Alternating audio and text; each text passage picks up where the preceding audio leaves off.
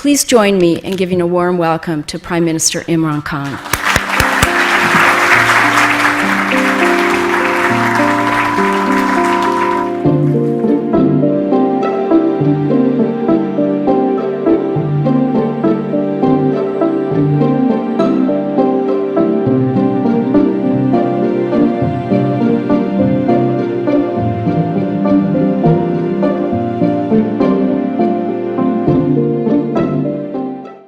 We believe that we should not ever interfere in the internal affairs of Afghanistan.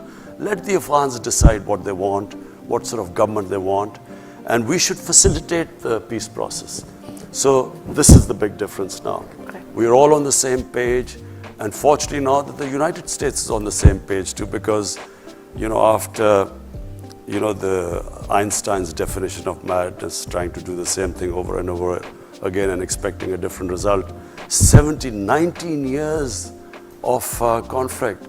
And if they had gone, thank God for President Trump, I mean, this could have gone on for another 19 years without any result.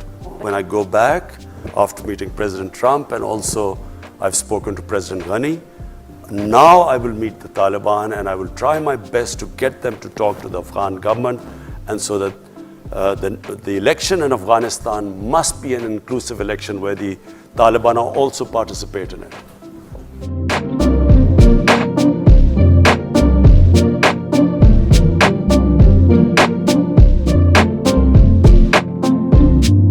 I think it should not be the Pakistani people anymore. It should be what the people of Kashmir want. And that really is the only solution. What do the people of Kashmir want? But I don't want to say anything right now because it's a delicate issue. But there is a solution, and the solution has to be with the will of the people of Kashmir.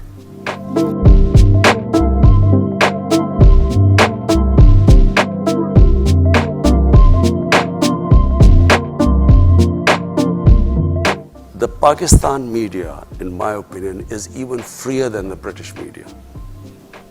There is the media in Pakistan, I mean, is not just free, but sometimes out of control. So what we need is to control the media, not through the government, but through a media watchdog. Media is supposed to be a watchdog to bring out, play the role of an opposition. But they're not about personal attacks and trying to blackmail you. This happens in Italian mafias. It doesn't happen in democracies.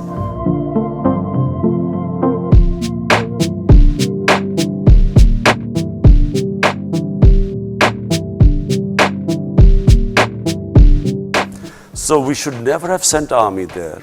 Whenever you send an army into civilian areas, there are massive collateral damage and massive casualties and destruction. So all the time when I was speaking out against this, I was being called Taliban Khan. I was being called pro-terrorist. And so once this whole thing was over, this young Pashtun movement started. And this Pashtun movement was correct, what they were saying. The area was devastated.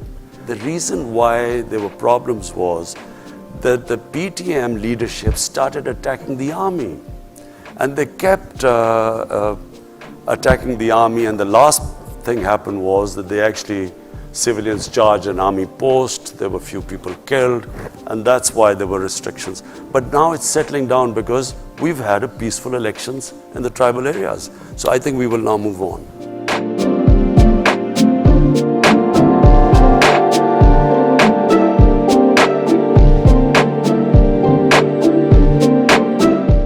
My worry about Iran is, I'm not sure whether all the countries realize the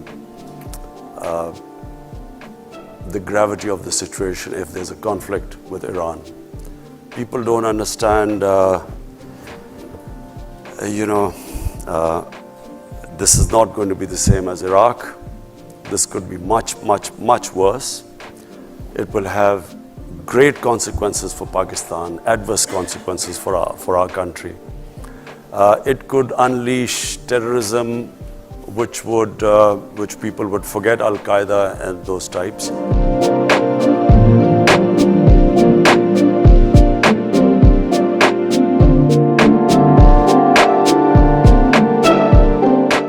I hate the idea that we would be asking for funds, not US, from anyone, because aid has been one of the biggest curses for my country. What it has done is it has created the dependency syndrome. Countries rise because of self-respect and self-esteem. No countries rise by begging and borrowing for money.